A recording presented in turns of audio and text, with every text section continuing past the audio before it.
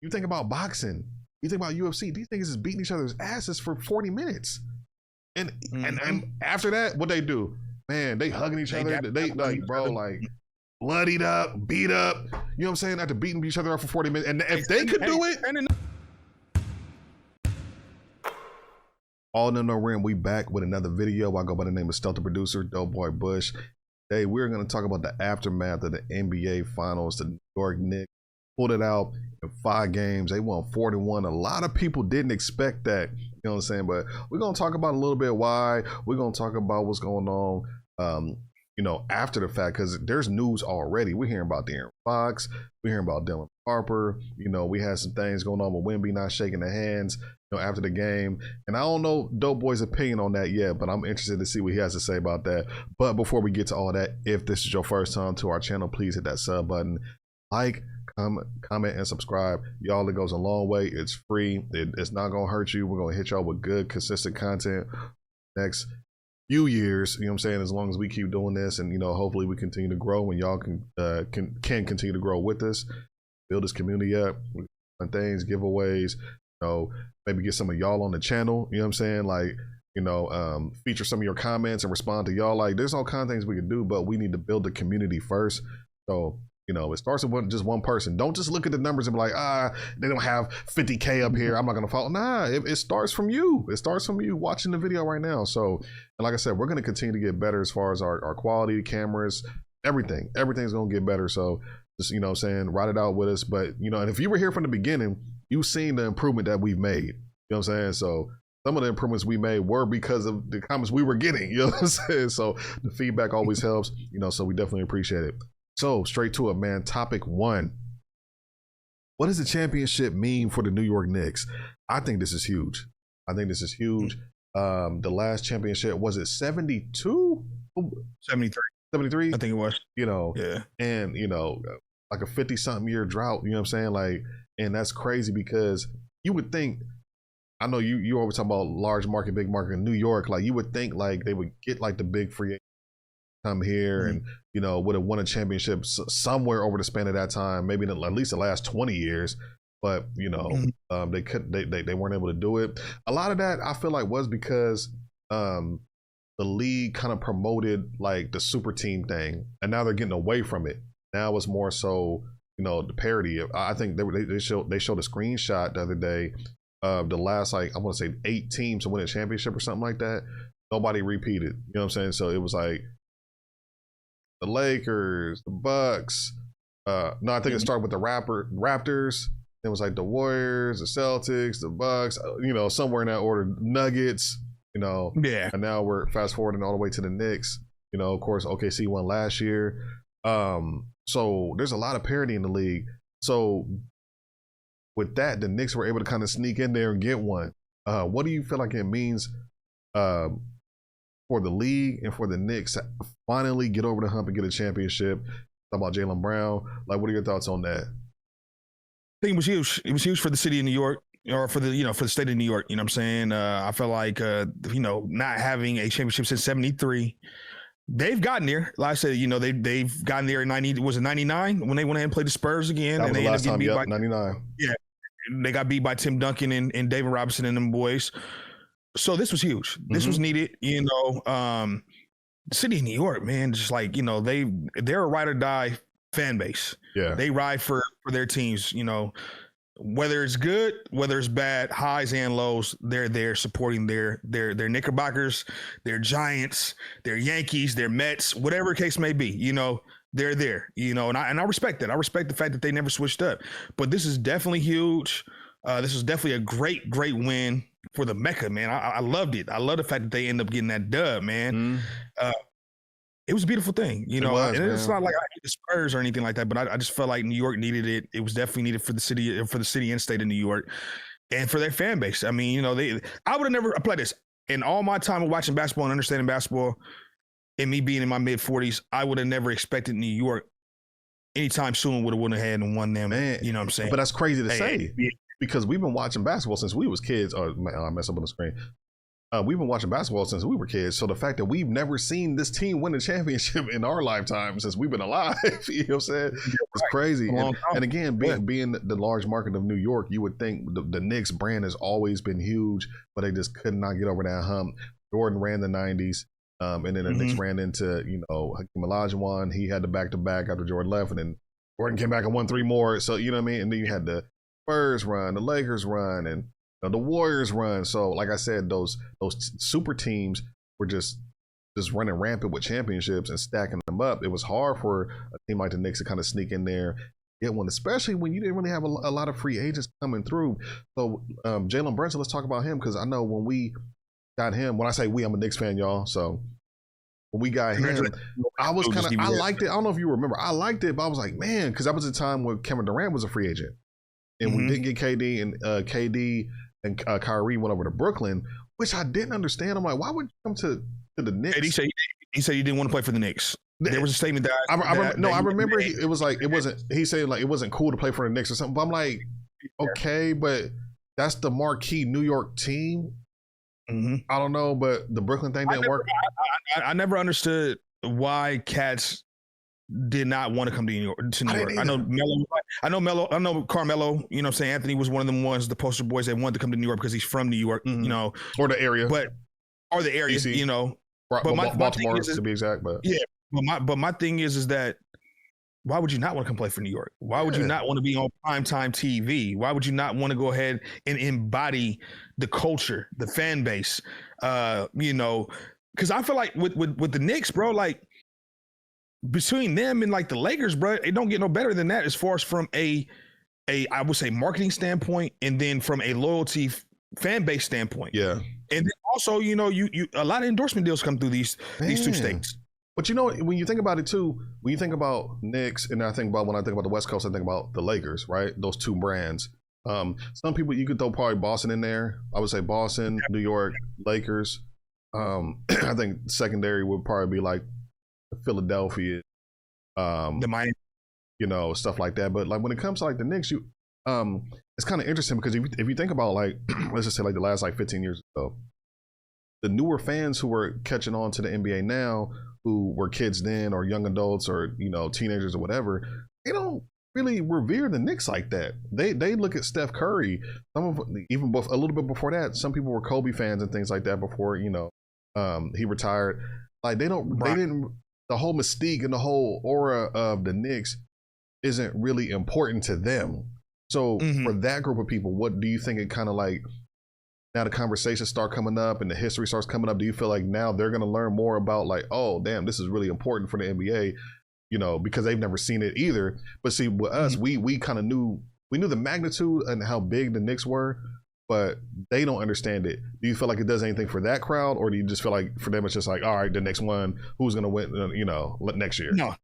No, I don't think that it plays a factor for them. Okay. I'm going to be honest, because for us in our generation, in our era, and even the ones that are older than us, we have storylines. Yeah.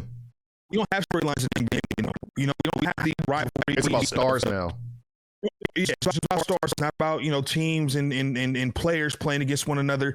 We don't have the elaborate commercials no more of Jordan versus Bird or Isaiah and Jordan or whatever the case may be. We don't have these story bases no more. It's more so Bron, Kobe, Steph Curry, and everybody else that come, that came along, with that. So I feel like I feel like it's just another win. These kids are gonna go ahead and look at it like, okay, New York won, season's over with. We'll wait until next year. Yeah. And then for those ones who do embody themselves in the actual game of basketball, its origins, its history, those ones are the ones that are probably going to be like, okay, let me dive a little bit more deeper into this New York fan base. Let me see what's going on with this Knicks organization and figure out what the trials and tribulations that they went through in order for them to finally get over that hump after not winning a championship since 73 and not being back in the finals since 1999. Yeah. That's a long time. It is. To not win on that level. No, yeah. And I think like now, like especially like the kids, they're more so fans of players, stars. Like if you look on social media, a lot of these kids are like, they were rooting for Wemby. You know what I mean? They're rooting for like the Spurs and Castle and Harper. Like now it's like when they look at Knicks, it's like, we ain't tripping off them. Like, you know what I mean? Or like they underestimating Jalen Brunson and things like that. But if you look at the Knicks, all the people who were at the game, those are like older fans, like Ben Stiller, Tracy Morgan, Fat Joe, you know, all that. So it's like amongst the older crowd, you know, the Knicks hold near and dear to the heart, but the new kids, they're not tripping off that. But also too, I don't think kids, and when I say kids, okay, y'all we're in our 40s, so like when I say kids, I'm talking like 20s too. You know what I'm saying? Yeah. I don't think they realize like, is the whole team thing getting lost with them? Are they fans of teams? Are they fans of players? And if so, is that good for the league? You know what I mean? Well, like, to answer your question, it's not going to be good for the league. I don't think so either. Because now you. Or is with us. Go ahead. I was gonna say because now it goes with the whole face of the NBA thing. Like before, like like Jordan kind of made it like that, and if you go kind of before that, Magic Johnson, Larry Bird, they kind of took the league into a whole new stratosphere before Jordan came along, and he kind of carried the torch and took it to a whole nother place after that. But then it was like, and I feel like ever since then the NBA has been about the star. The thing that I like about the NFL is the fan bases. I love the fact that everybody has their team, we love the players on our teams and things like that. And, you might, be a fan of a player on another team that's not on your, another player that's on another team that's not on your team. But it's still about like, the NFL is about the shield. It's about the whole brand, the football, the league. NBA is kind of opposite. And I don't know I don't want to say it's a good or bad thing. It's just different. I prefer getting behind the team because I feel like that's where your real passion comes from, because players are just fair weather fans. Are fair weather fans. Players sometimes they go to another team. They don't care. Like they're just trying to get their bag. I don't want to say they don't care. I don't want to say that. But there are a few players I feel like who don't care. You know what I mean? Right. I want to say James Harden made a comment recently talking about there's no loyalty. You know what I mean? When it comes to like a team or whatever, it's like, well, there's not no loyalty when it comes to a team. I mean, let's just be brutally honest. Who's actually did like a Kobe, a 19-20-year career with one team, or who's bounced between two teams and just stayed with those two teams, or whatever the case may be. With the NBA right now, they don't have that. They don't have players who are staying loyal, and I don't know if that's something within the organization itself that they need to go ahead and fix, or something like that, or if it's just player empowerment. Like, hey, look here, you know what? I want to go ahead and go play with these group of guys, or I want to go play in this city for this team, or whatever the case may be. So when you have, good point, I'm going to say, is when you have players bouncing around from team to team, and you buy this person's jersey, and you expect for them to go ahead and stay with your team, they're no longer there, then you have to go ahead and go re-up, go ahead and go buy you another jersey, then another jersey, because there's too much bouncing around. It is. Secondly, what I said to this too as well is that there's no storylines, bro. I feel like I'm big on storylines. There's no storylines. Rivalries, right? Is that kind of dead now? No, like having rivalries between teams, it's like been dead. We did have the Cavs and Warriors for a little bit. They were going back and forth. That was dope. Of course, definitely. But when I think about rivalries, dog, I'm thinking about like commercial branding. I'm thinking about the mass build up to when the games get ready to come on. You heard about the Jordan and the Isaiah Thomases and what Jordan had to go ahead and do to persevere to get over from getting beat up and fouled from the Pistons when he came, when he's playing the Pistons in the playoffs during that time frame. You had the Larry Birds and the Magic Johnson commercials, the Converse commercial, to where they're playing each other one-on-one for Converse, or the McDonald's commercials. We don't have that no more. I don't think that we have to where you're branding the player, but you're actually also branding the team too as well. Now it's just about branding just the player itself. Just the player. Like. And going back to the original question of what does this championship mean for the Knicks, I think them winning, I feel like this is like the first time in a long time we've seen like even people who aren't from New York, there are people who understand like, oh, this is kind of like different. Like, if you just start watching basketball the last 10 years or 15 years, you're like, oh, it feels different. Even if you may not fully understand it, that's why I feel like it means for the Knicks, but also for the NBA. It's good for the NBA. I do.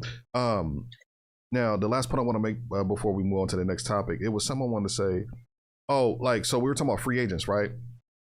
Like, it just feels like since, well, in the early 2000s, the Lakers won a couple championships, but it's like, why don't you feel like players want to go to the LAs, the Lakers now, or like the Knicks now? Like, why is it just chasing the bag? Is it about getting the bag and building another team, or building a roster in another city? Like you see, like Trae Young wanted to go to Washington. Well, I'm sure he made a play to go to like Miami or maybe the Clippers and play in LA. Like he's like, no, I want to go up there and go play.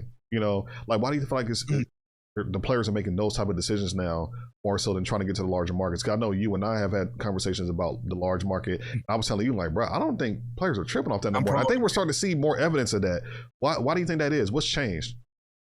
Well, I'm gonna say this: the reason why a lot of players probably tend to shy away from California, especially here in Southern California, is, let's just be honest. If California was remotely close to any of them other states, there would be a lot more athletes. I'm talking about all the way across the board that would play for being or would probably like to go ahead and play. I don't say they all would, but I'm pretty sure there's probably a good amount of players who would want to come to Southern California or California in general, whether it be Northern or Southern, to play for some of these teams.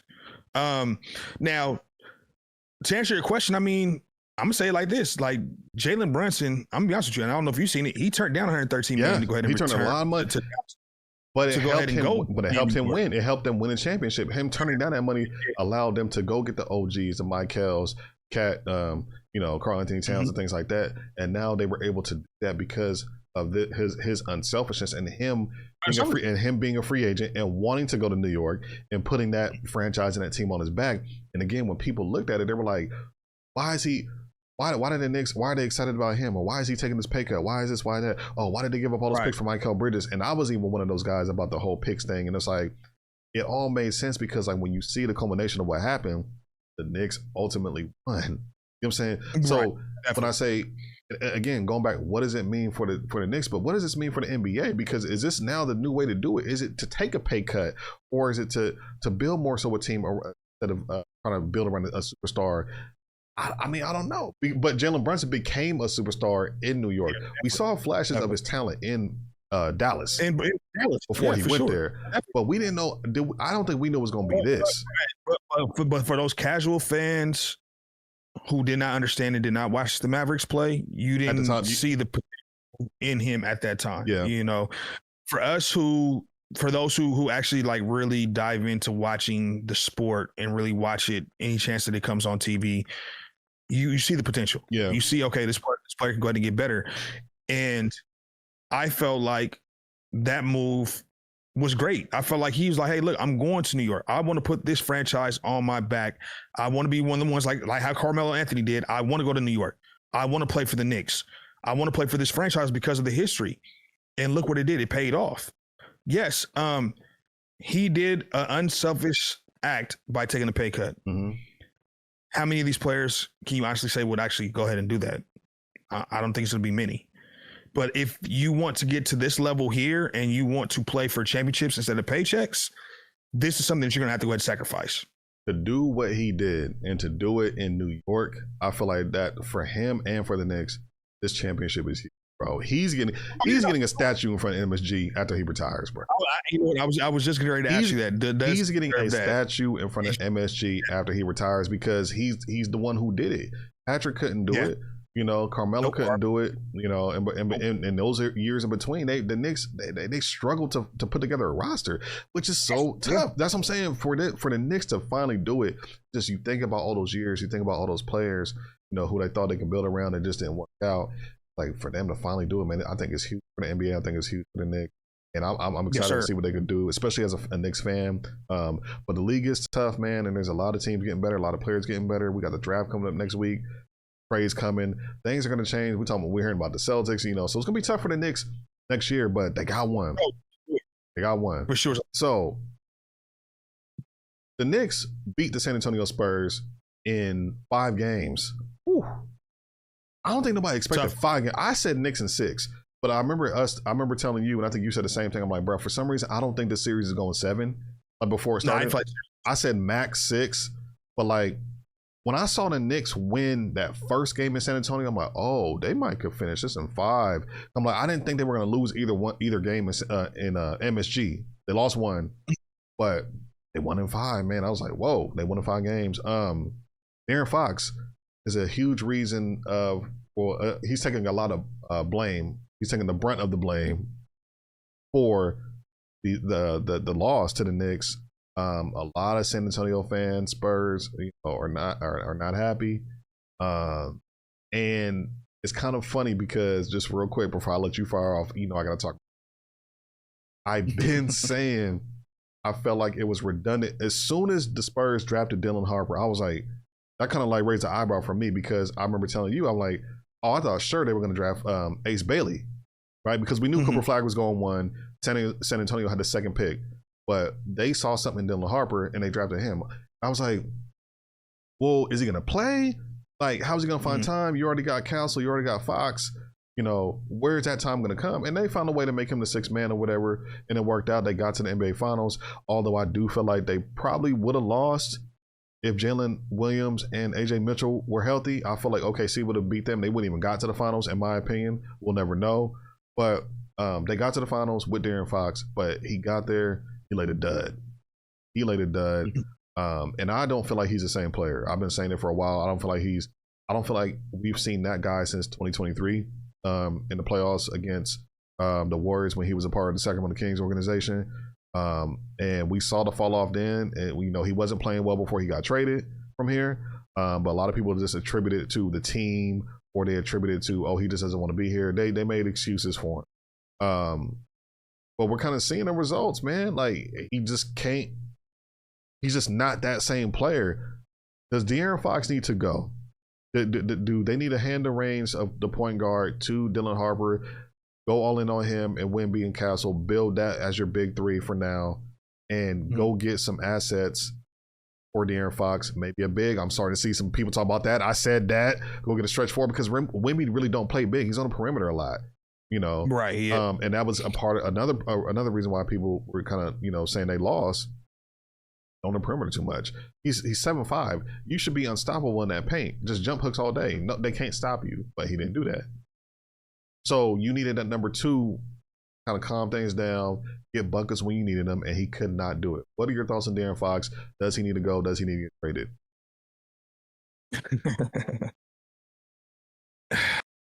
I'm not trying to make no excuses for De'Aaron Fox whatsoever. Okay. I know that he was playing on that ankle, and he wasn't 100% healthy, for sure. Okay. I did catch a lot of slack for saying throughout the playoffs in certain instances that De'Aaron Fox might need to go ahead and go to the bench and just be the sixth man and come up off the bench due to the fact of how he was playing. The problem with that, he makes way too much money. I was just going to say that. The only issue, you can't have a guy making two something, or 50 mil, I guess 55 mil or whatever, coming off your bench. You just cannot have that. Right. So my thing is that with him, okay, could have been the injury factor. I also would like to go ahead and say this. Watching him throughout these playoffs, and especially in the finals, he was being entirely too fucking passive. De'Aaron, nobody's saying you got to go ahead and go get 30. Nobody's saying you got to go get 35. Nobody's saying you got to go get 40.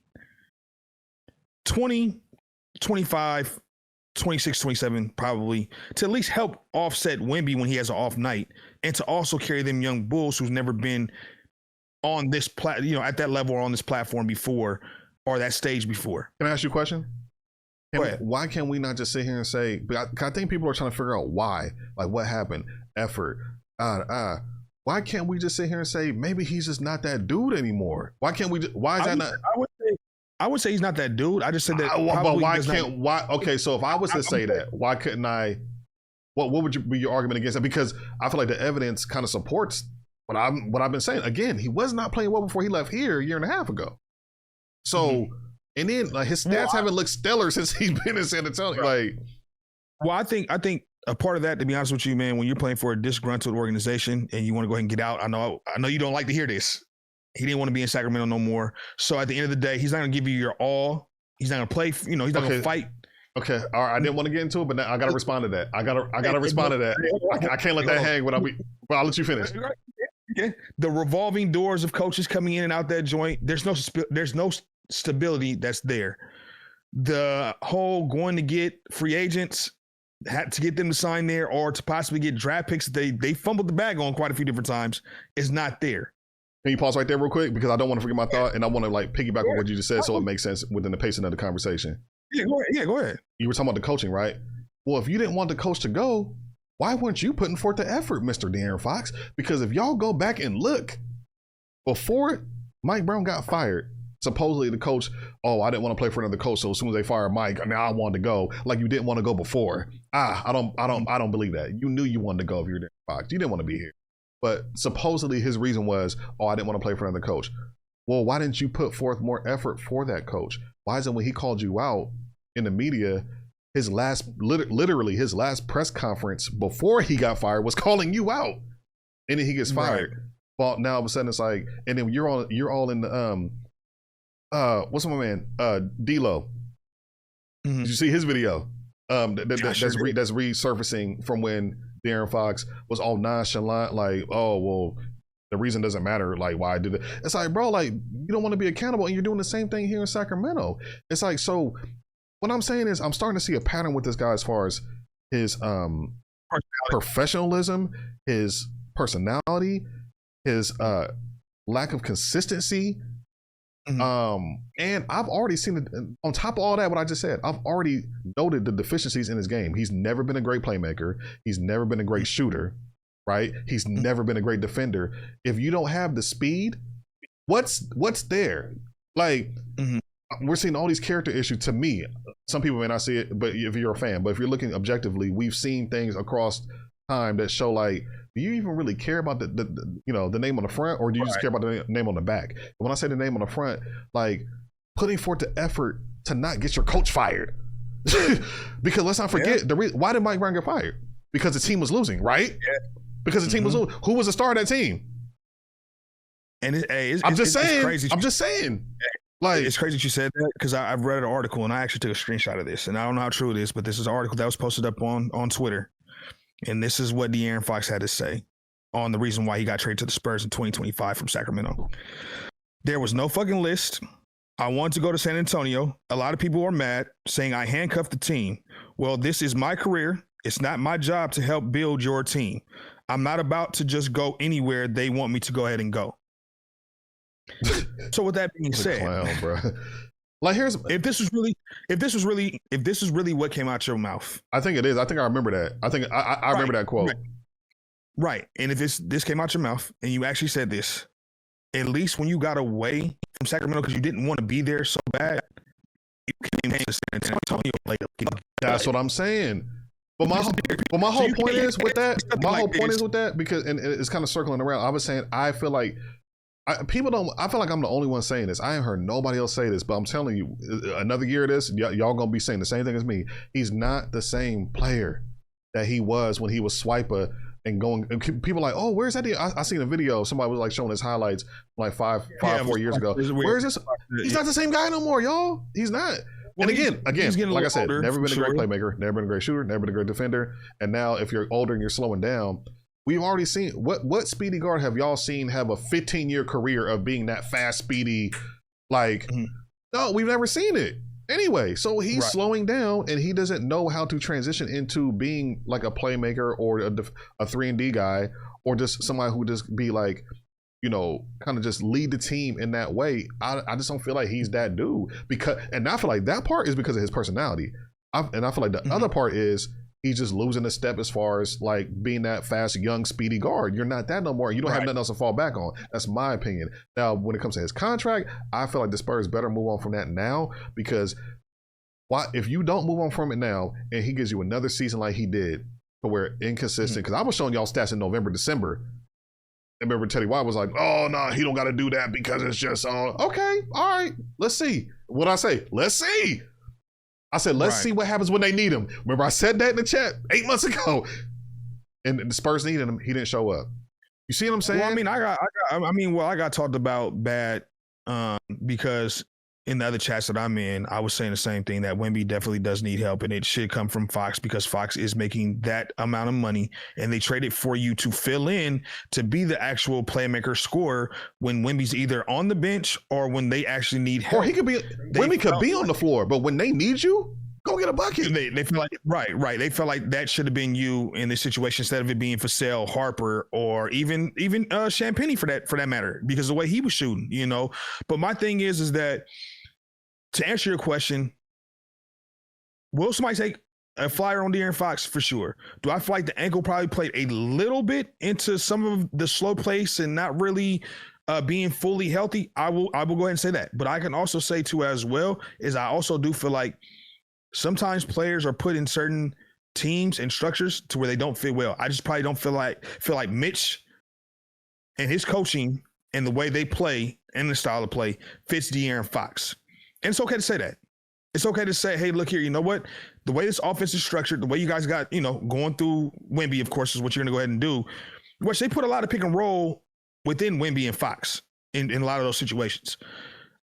It could be that. It could be the fact that the style of play just did not fit Fox's attributes, per se. Now, for me, I'm going to be honest with you, the way he played, will teams kind of shy away from the fact that this is a big contract? Can I go ahead and get him for a little bit, less? Will he be willing to go ahead and restructure his contract? These are calls that are probably going to go ahead and happen throughout the summer. Now, with the way he played, is his value still what it once was beforehand? Because a lot of teams and a lot of organizations are going to go ahead and look at that like, well, damn, do I really want this player on my team? So, okay. That's nonchalant when it comes to the media, but then also are taking accountability. I'll say accountability because I've seen him not take accountability in quite a few different interviews. But then also, let's kind of go. Do we want to pay for that? Do we really want to pay for that type of player? Let's kind of, okay, so you said something to where I think you and I are both landing at the same place, but we're just taking different routes. Okay. You're basically attributing his play to, I think, a little bit from, correct me if I'm wrong, but from what you just said, I'm kind of hearing like a little bit of personality, maybe just not effort and injury. That's kind of what I'm hearing a little bit from you. I think, yeah. So what I'm saying is, I just don't think he's the same player. But either way, we both kind of land to the same place of definitely. The fit is not right now with the Spurs, right? So we both land there. Definitely. So in that regard, do you feel like they need to move off of Fox? Well, I'm gonna be honest with you. Either let me add to. Let me hold on before you answer. My bad. Let me add to that last part. Do you feel like they need to move on to Fox, before that contract begins to look more and more unattractive to other teams? Because he's making a whole lot of money right now. So now it's like, I almost feel like it's a like get out while you can type thing. Because you might have to buy him out. If he plays like this another year, nobody's taking on that contract after next season. Right. If we see some of these same things, the same patterns of De'Aaron Fox. So I feel like right now, and here's the thing, right? Another reason why I feel like it's the perfect time. I think you've seen enough. You've seen what you need to see from him. You have a whole year and a half, and I don't feel like you've seen like any real highs when it comes to De'Aaron Fox. He might have been like a more aggressive when he first got there because he was rejuvenated, left the Kings or whatever. He wants to show like, oh, I'm here, I'm happy, But now that you have Dylan Harper, who we're gonna get to that. Now that you have Dylan Harper and you saw what you saw from Fox, I feel like it's a get out while you still can, because you might not have the same options as far as trades and what you can get back later on if he has another dud of a playoff run or inconsistency throughout the season. So would you agree there or no? Well, I'm gonna be honest with you. Like I said, this has to be a look in the mirror for De'Aaron Fox. Okay. But then also from an organization stand base and higher up, you can't have Harper sitting on that bench. I'm just gonna be honest with you. You can't. You cannot go into next season with Harper sitting on that bench. I was saying it all season. So with apparently he felt the same way, Dylan Harper, which is, like I said, we're gonna get to that. But he did. So my thing is that, are you going to be able to have this tough conversation with him? And are you going to be able to take this tough conversation on the chin if you're De'Aaron Fox? Either A, we restructure your contract, we keep you on the San Antonio team, we'll relegate you to a 6-man off the bench type player, and you can lead the second unit while we import, Harper into the starting lineup. At this point in your career, is De'Aaron Fox willing to go ahead and do that? That's going to be a question that he has to ask himself, and it's going to be something that he's going to have to go ahead and talk about. Now, I also seen from an immaturity factor is that he unfollowed the Spurs. Yeah, you took the words out of my mouth. So Spurs, are you willing to go ahead and deal with not only somebody? unfollow the Spurs, he's not following Castle and he's not following Dylan Harper. Right. Interesting. What's I said? To each his own. Whoever you want to follow. No. I don't subscribe to that. I don't subscribe to that. But listen, I don't subscribe to that. What I'm saying. I don't. What I'm saying to you is that. Sorry. What I'm saying to you is that if I'm on your team, no. Nope. Hold on. If I'm playing 82 games with you plus a playoff and an NBA Finals run, I feel like we've built a camaraderie together. We don't got to be the best of friends, but I'm with you. I'm like, nigga, name on the front. You feel me? Like you said, the brotherhood. Right. I'm with you. It's not just about the name on the back. It's about the name on the front too. And if I'm a Spurs fan, like I'd want that. I'd want to see that. Like, yo, like, okay, they tied in. You know what I'm saying? Again, we don't got to be on the phone, buddy, going out and playing pool every night. But it's just like to show, like, all right, I'm in the trenches with you. As far as work and business, we're in the trenches. This is a work thing. Definitely. Now, when you and people know, people gonna act like, oh, social media is not a big deal. Oh, if I don't follow you, nah, bro, that means something because that's because you're making a deliberate effort not to follow that person, and why? Right. Why, when you were following 800 people, like why are these two people not on that list of what does it matter? I didn't understand that factor neither because I know he did it when he was with the Kings out in Sacramento out there when he unfollowed them, at one point. And now he's doing with the Spurs. I've heard rumblings of saying, oh, he never followed him, but I don't tend to believe that because his characteristics tell me something totally different, that he gets too emotional and too wrapped up in things to where it's like, oh, well, I mean, I'm getting talked about bad, so why should I go ahead and follow these people? Or my work, should I say, my company I work for. I didn't like that. So like I said, it's going to be a lot of tough questions and looking in the mirror on both sides of this San Antonio team with the organization, the front office, the coaching, and then De'Aaron Fox. Now, for me, either A, you're going to go ahead and do that option, restructure the contract, take a lower amount of money because you want to go to San Antonio because your wife is from there. You want to be closer to her family, I guess, or whatever the case may be, and you feel like you want to build a family foundation there. Cool, so be it. Are you willing to take that pay cut? And are you willing to go ahead and go to the bench? Because you can't keep Harper playing 6-man like he did this year. All right, let's get to it. Is he right? Should he have gotten more playing time? And again, we're looking at it like, who is he talking about? He's talking about De'Aaron Fox. You're not talking about playing over Castle. You're not talking about playing over Wemby. I don't think he's talking about Champagnie because Champagnie plays a 4. He's not really a 4, but that's his role on the team for now, right? You're not talking about Vassell. He's looking at De'Aaron Fox. And then what I thought was interesting is I don't think Devin Vassell. Matter of fact, I'm going to play the clip right here of what Devin Vassell said.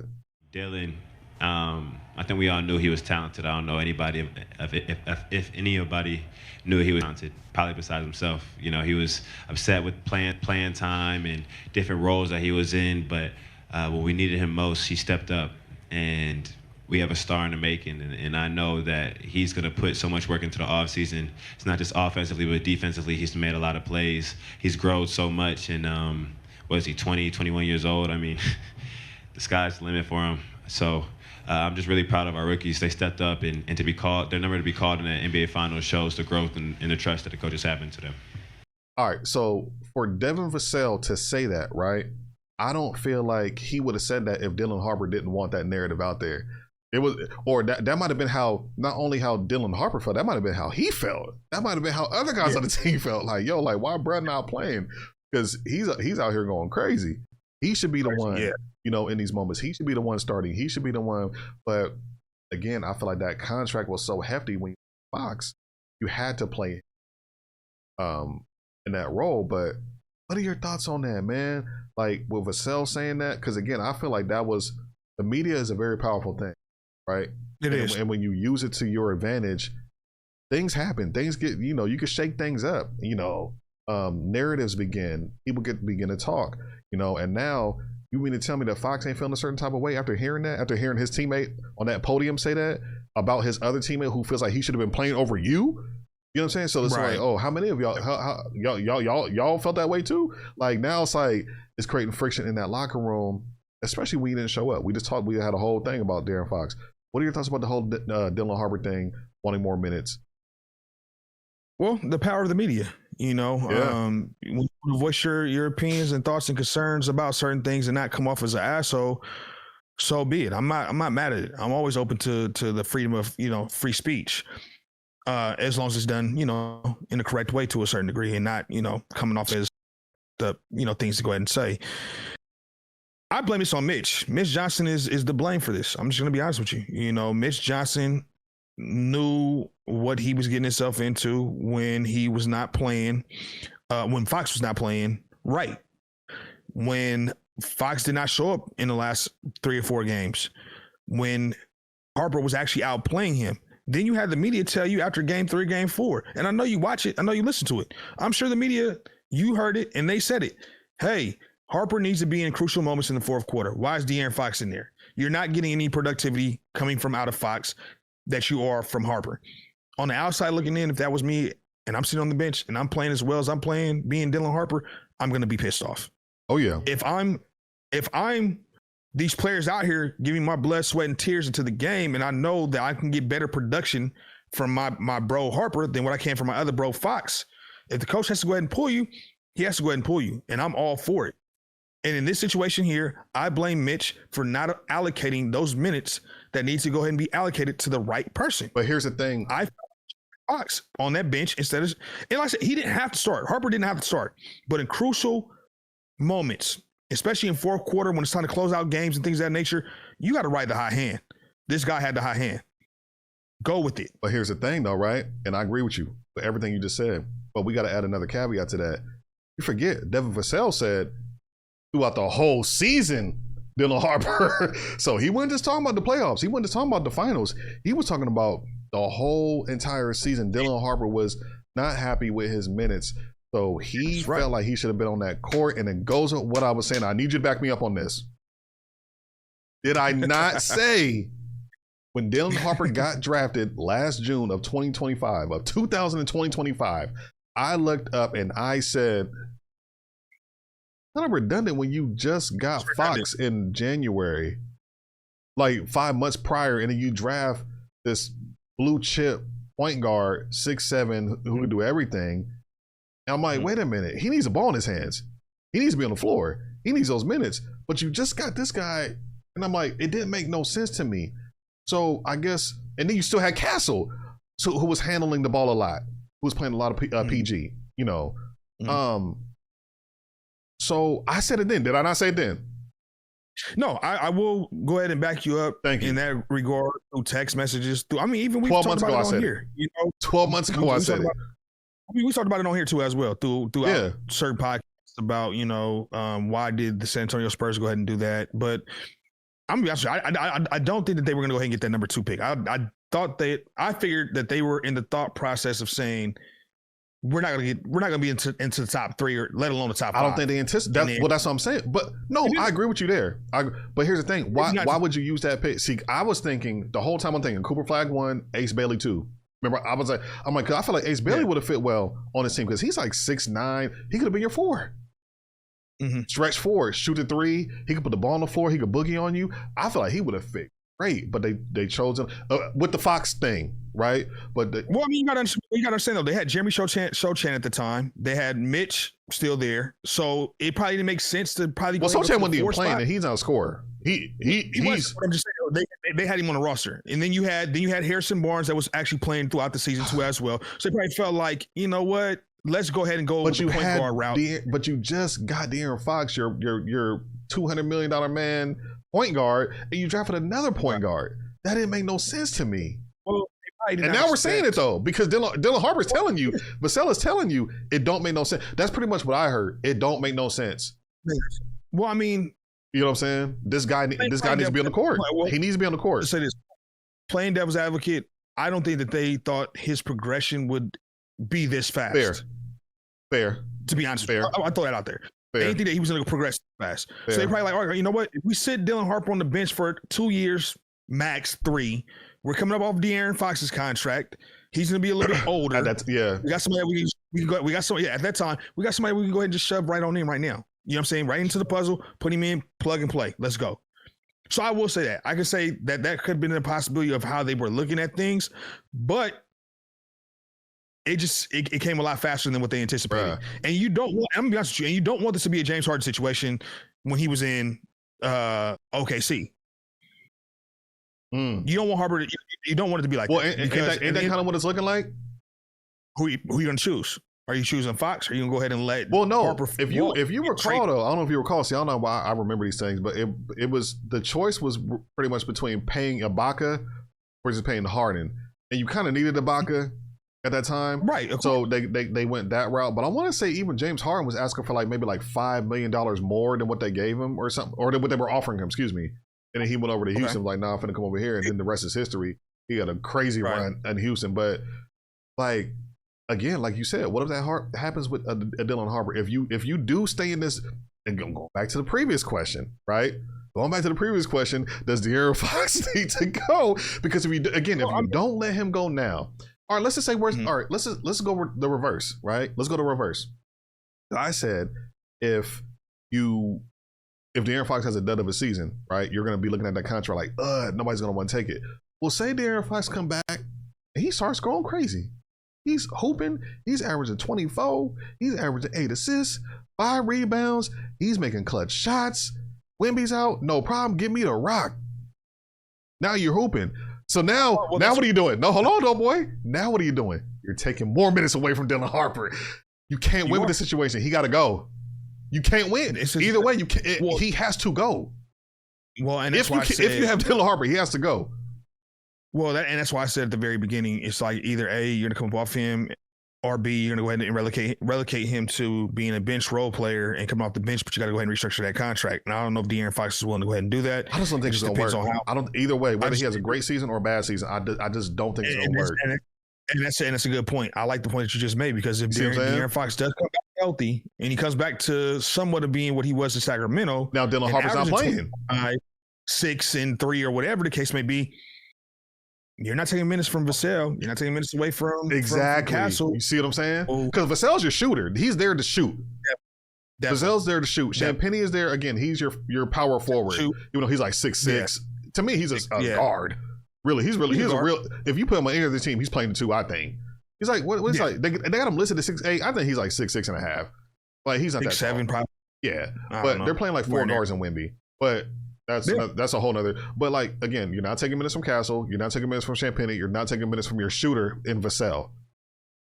If De'Aaron Fox comes back and starts hooping, what are you gonna do? Throw him on the bench? He's gonna, so we got to play both of you guys. Like it's just not. And then we already know that Dylan Harper wants more minutes, so now it's gonna make it awkward. Definitely, I feel like Brad got to go. It's gonna create a lot of. It's gonna create a lot of friction, and San Antonio has to figure out what they're gonna do this offseason, especially right now. They probably start looking at it now, the landscape now, because we got the draft getting ready to come up. Do you want to trade him for some draft picks or whatever the case may be? But what are you going to do with Mitch Johnson? What are you going to go ahead and do with De'Aaron Fox? And my thing is that I'm going to be honest with you, you're going to have to come up off of either one or both. And it might be both, to be honest with you. Maybe you go ahead and go get a Jason Kidd. Maybe you can go ahead and I've seen, things out there about Fred VanVleet. Will he be willing to come off the bench and back up, Harper? I've seen tweets about that. Are you willing to go ahead and go out there to go get a stretch forward? Maybe a Giannis, if you can go ahead and try to do a 3 or 4 team trade. I think the Bucks would take a De'Aaron package with maybe a pick and a couple more players on that. Like, yeah, I think if you throw like what's the kid's name, Bryant, off the bench. Throw him in there. Well, throw like 2 picks. De'Aaron Fox and the Bryant kid. Milwaukee. Giannis come on over. Now you got Giannis, Harper, Castle. I'm a fan at that point. I'm a fan of the Spurs at that point. Like what? What? Well, we already know that. We know that Castle's untouchable, Harper's untouchable, Vassell's untouchable, and Wemby's untouchable. We know that they're not going to go ahead and move those guys. So if you got to come up off of, like you said, maybe Mitch. Maybe Mitch Johnson might have to come up off of her. Maybe you have to come up off of Champagnie. So you're kind of thinking, okay, keep the Fox, but like maybe have a culture change. Is that what you? No, I mean, like I said, no. Fox has to go ahead and go because he's not coming off the bench. Yeah, that's what I'm saying. Unless he restructures that contract, that's the only way it's going to happen. I don't see it happening no other way, because at this point, you are taking away minutes from Harper. You're not maximizing his full potential to allow him to go ahead and really be a star player in this league. Flourish and be the player that we like that he can be. Because I feel like, honestly, bro, I feel like he could be really good in this. I feel like he could be great. I feel like he could be great. And how can you do that playing behind this guy who you're better than? Let's be real. But let's be honest. All right, can we agree here? Is he better than De'Aaron Fox right now? At this point, yes. It's hard. It's hard to say. I think that answers the question. Then Dylan Harper is right. I think the answer is both the last question. Is Dylan Harper right? Yes. And do they need to move off De'Aaron? I think he got it. Him and Vassell are right for saying what they said. So I'm not going against that. As a coach, I mean, well, can you bring in a Jason Kidd, who's a veteran who's been around the block? That might. Have you been hearing anything about the coaching? Like, have you been? I have not heard anything just yet. I've seen rumblings, throughout social media saying that, the Spurs need to go ahead and move off of Mitch, you know what I mean, and things of that nature because he's not. I mean, let's be real. He was an intern coach that came in to fill in for Pop when Pop was health was taking a turn. They didn't have anybody that they can go ahead and go out and go ahead and get and pull right on in right then and there. As the owners, I'm going to go ahead and definitely look at that. And another thing I'm going to go ahead and say too as well, you know what I'm saying, before we move on to the other subject or if you want something to elaborate on this as well. But I seen the tweet. I thought I screenshotted it on my phone, but I didn't. But I seen the tweet of where it had the De'Aaron Fox and how do you say San Antonio Spurs fans feel and stuff like that. And the very first thing that came, because I meant to screenshot and send it to you and Teddy White. It was, and at the time I didn't know, but it was a person in there saying, Fox, enjoy your last days of being in San Antonio. Oh, okay. I know what you're getting ready to say. They're supposedly saying that's the owner's son. It's not. So it's been confirmed that's not. It's supposed to be the owner's son. No, it's been confirmed that's I thought it was too, but it's been confirmed that it's not. But, I'm on the dude's page and he was like, yeah, y'all really think? He's like, no, but I'm just trolling. But so it's not. That's not the owner's son, but. Okay, I was about to say, because if you did, I thought it was too. I thought it was too. I it was too, because I seen the media eat some of that up too as well. Yeah. I thought it was actually him, and they were retweeting, talking about it too as well. Yeah, so it's not. I thought it was. I thought it was. Yeah, I thought so too as well. But so I mean, at this point, man, I'm gonna be honest with you, Joe, man. But let's just talk about that sentiment, right? Let's just talk about that specific sentiment. Like, enjoy your life. A lot of Spurs fans are feeling, bro. If you go on X right now, they are killing De'Aaron Fox. They are. They're killing De'Aaron Fox. Sure. Because they feel like they've been bamboozled. You know what I'm saying? So, last topic real quick. Oh, go ahead. Last point. I'll give you the last point. I was just going to say, I mean, at this point, they have to go ahead and move off of Fox. It has to happen. I think so. So, Dylan Harper? A year and a half, it didn't work. Dylan Harper's playing better. You've had analysts. You've had ex-NBA players. You've had coaches. You've had, other analysts who have never played, the sport a day in their life or got to the magnitude of what some of you other players have gotten to, saying the same thing. It's time to go ahead and move up off of Fox. Dylan Harper, you were correct, my boy. It's your time. Your time. And again, depending, man, if I'm the Spurs, before somebody else goes to get him, I'm doing my due diligence and I'm calling Milwaukee like, hey, this is a once in a lifetime opportunity. Like I am, and again, I'm a Knicks fan. So I'm not like, but I am going to be objective. I don't want anybody else to like just get like absurdly better. But like if you can call Milwaukee and the league make a deal to bring Giannis Antetokounmpo to go play with Wemby, Dylan Harper, and F.R. Russell, that champagne. What? The league will be on notice, brother. I'm calling. It's over. It's over. The league. I don't know who their GM is. I forgot his name, but bro, you have to call Mil. You got to do that. Yeah, got to do that. 110%. They got to call. Last topic. At least do your. Yeah, no. At least do your do your due diligence. Last topic. So, post game after the Knicks won on Saturday. You know what's funny about this whole topic? I was kind of wondering, I don't know how I knew this was going to be a thing.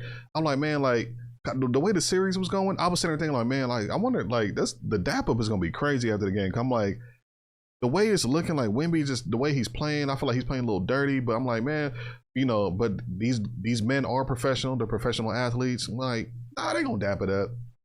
Man, the Knicks won. Spurs walked right off that damn court. Wemby did not shake hands anybody, because sometimes they do it behind the scenes, sometimes they do it like not in front of the cameras, like in the tunnels or whatever. Sometimes they go dap it up like, hey, good game. Like sometimes we hear about stuff like that, but we haven't heard anything yet about that. But as far as we know, Wemby did not go shake hands with any of the Knicks players post game after they won the championship. We see video of Luke Cornett kind of walking over and trying to acknowledge some of the Knicks or whatever. We see Miss Johnson dap up Mike Brown. But then there was also a video of some dude kind of like grabbing Luke Cornett, like, no, come on, go. Like, go. I'm like, who the fuck is that? Like, that was kind of, I don't know if you saw that. As he was trying to like go, find some players, like, hey, he was trying to, he was the only one out there. But the big one is Wemby.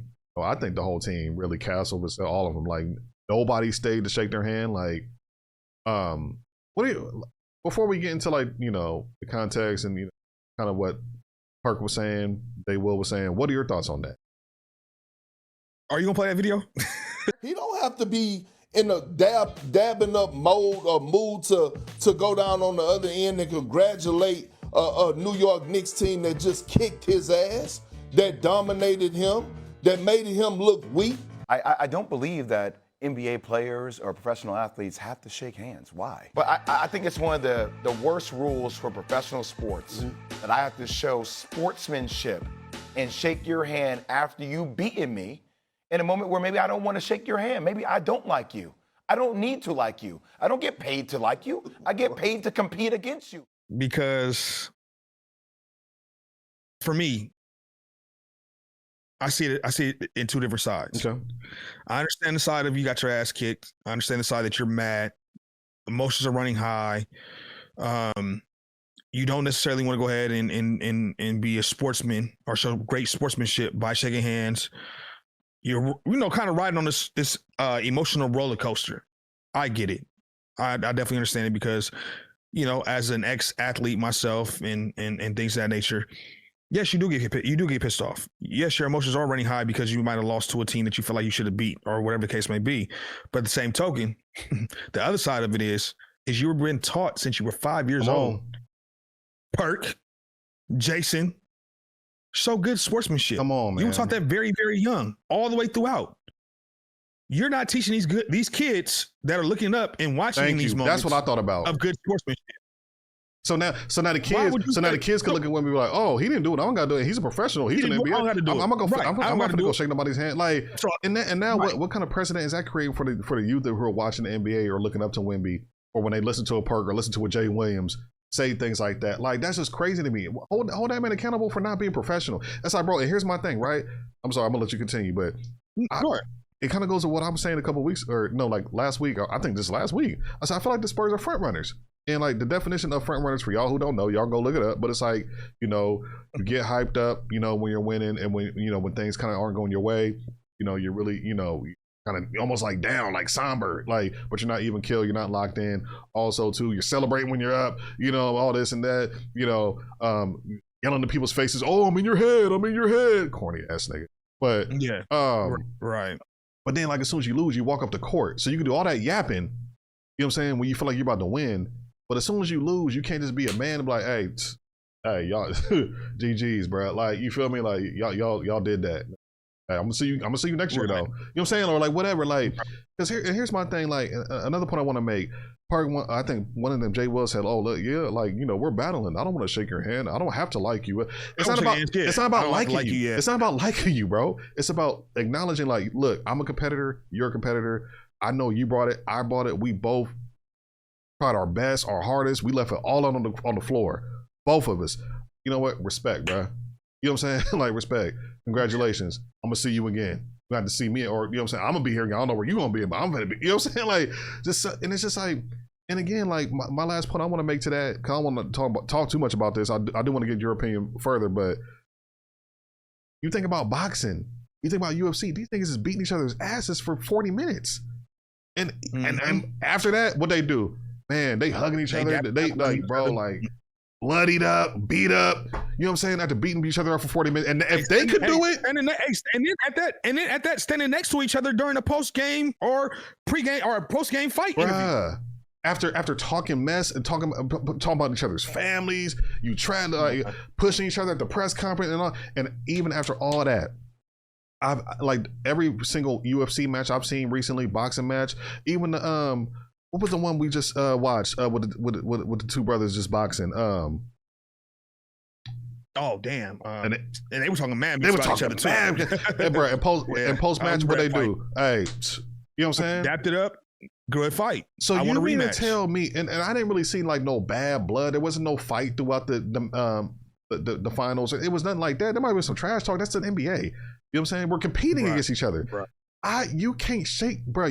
I know he's 22 years old. Who's your mentor, bro? Like who's put? If you're Tim Duncan, if you're Greg Popovich, you're not like what? Like right. It just made me kind of look at that organization. I'm like, wait a minute. Like we revere the Spurs like this, and like first class organization, and people want to talk about all these organizations, but just little things like that. That's not flying with me as an owner, as a GM, as a coach. I'm sorry. I mean, get your ass back out there, nigga. Well, I mean, like that's just not. We seen an emotional roller coaster with Wemby as far as his emotions go, and I can't tell no grown man how to go ahead and nah, bro. It's not about telling. No. It's not. No. I hear where you're going, and I see what you're saying, but it's not about telling a grown man what to do. It's not. But it is about doing your job and being professional. Because again, this is the culture of the NBA. Here's my thing, right? We saw OKC dap it up with the Spurs afterwards. We saw Minnesota dap it up with the Spurs. So you mean to tell me if the Spurs won, you don't think the Knicks would have dapped it up with them? Come on now. Those are professionals over there. Like I said, those are professionals over there. Like I said, for me, it's inexcusable to me. You're putting out the wrong type of energy, especially as a former professional athlete from both of them, Perk and Jay Will. Yeah, I didn't like what they said. I feel like that was irresponsible for them to say that. You got a son who's coming up in the rankings, who's making a name for himself. You would want him to go ahead and really do that to those kids in the AAU circuit? No. So my thing is that, hey, look, okay, even if I don't dap it up with them on the court after they won, at least let me go ahead and go to the locker room and be like, or stand out in front of the locker room. Hey, great win to whoever I can go ahead and catch. If you didn't catch it on film, but to not do it all the way because you're mad. Well, see, here's the thing. Again, I don't know if he might have did that. If he did do that, if anybody, I know we saw De'Aaron Fox. I know we saw De'Aaron Fox go dap up Mike Brown. I don't know if he did with anybody else. Right, I did see that. But we saw Luke Cornett and we saw the De'Aaron Fox thing. I don't know if anybody else maybe after they got dressed, because again, sometimes in between the tunnels and things like that we don't see. They're like, hey, so hopefully there was some of that. Even if it wasn't everybody, but they're reporting that it wasn't. It didn't go down at all, and I just don't feel like, man, like again, it's front runner. Like I'm saying, like you're a front runner. You know what I'm saying? And it's just like, bro, like, and I hate to say it. Is that just kind of the culture of these young people now? Like, no. Okay, I hope not. From a professional standpoint, I hope on this type of level. Through all professional sports, no, I don't think so. I just think that you have individuals who are too emotionally involved and don't know how to semi-control their emotions, do certain things that they probably normally would not do in different circumstances.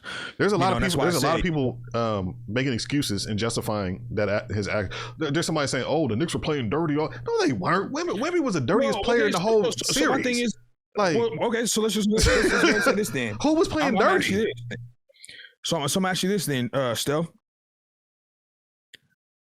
You made a great point. You said that the Wolves went ahead and dapped them up. After they got beat.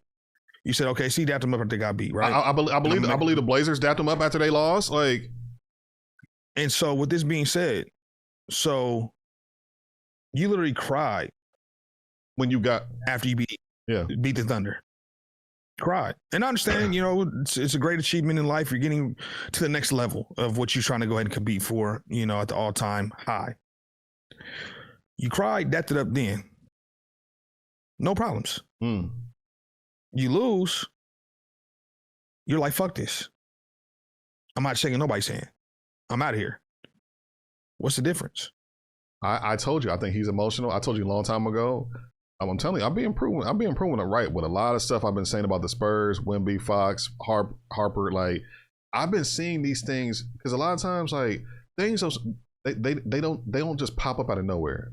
They kind of build up. Mhm. You start seeing the patterns. You start seeing the consistencies or the inconsistencies between. You start seeing like, hold up, like, because I really be watching. I'll be like this. I don't just Right. watch a game, but oh, they won. Like, nah, who's doing what? Who's acting like? Who's, you know what I mean? Who's even kill? That's why I love Shea Gilgeous. Win or lose, Right. even kill. MVP, Yeah. 2 straight years. Championship last year. Might have honestly, had they got to the finals this year, they would have beat us. We wouldn't have beat Yeah. OKC. I promise you, if they were healthy, the Knicks would not have beat OKC. So he might have got 2 straight rings. You know what I'm saying? So it's just like professionalism. We see Brunson. It's like those are the guys we should revere. And it's just like, bro, Right. like again, I'm not saying this like life or death at the end of the world when it comes to like women, but it's just like, to me, it's just like, and then the fact that Perk and Jay Williams are condoning it. Like, you guys have a national platform and you guys are condoning that. That's just, again, Stephen, going back to my boxing and UFC thing. thing. These dudes be beating each other's ass for 40 minutes and will still be like, bro, I love you, bro. Hey, you did your thing, good shit, bro. Like, you all right? Hey, man, like, hey, I love you. You know what I'm saying? We go, you know what I'm saying? Terrence Crawford and Canelo, man, he came through. He shook his daughter's hand, Terrence Crawford. Shook his daughter's hand, Canelo's, his wife's. Gave Canelo his belts back, shook his hand, and then left. That was after he shook his hand in the ring, and he won. Exactly. What are we talking about? This whole like, oh, it was ugly. It wasn't ugly. It was competitive. There was nothing ugly about that series. It's just like, bro, like, I'm sorry, y'all. I didn't like that. I didn't like that. I'm right there with you. I didn't like it either. All in, no ram, man. Hey, we've been on here for a cool minute. We actually went longer than I thought we would, but hopefully y'all rock with us, man. And we would love to hear what you guys think about these topics. What do y'all think, about the last topic? Wemby not shaking hands. Darren Fox, does he go? Is Dylan Harper right about getting more minutes? And as far as the Knicks, what do you feel like this championship meant for the Knicks, means for the NBA moving forward? Man, a lot going on. We got the draft. Is it next week? Coming up. The NBA draft? I believe it's next week. And then Summer League is coming right after that, man. This year's flying. Also too, man, so my man, we got a football channel. If you enjoy football too, 100 yards and running. We're gonna have that in the description. Go over there, if you love football, we're gonna have a lot of football stuff over there. Same network or whatever, but we're gonna be rocking out for the football season too, and the basketball season, in the fall and through the winter and things like that. So tap in with us, man. We're gonna keep giving you all this good content, man. Let us know what you think about today's topics. Let us know where you guys think we can improve anywhere. We're open to it as long as it's constructive. It's not just some BS like, oh, I hate what you said. Like, no, we're gonna say it, we're gonna say. Yes. I'll take the BS. Come on here and BS with me all day long. I'm gonna shoot the shit right back with you. Let us know. Other than that, man, like, comment, subscribe. I'll go by the name of the producer, Dope Boy Bush. Man, we up out of here, man. Peace.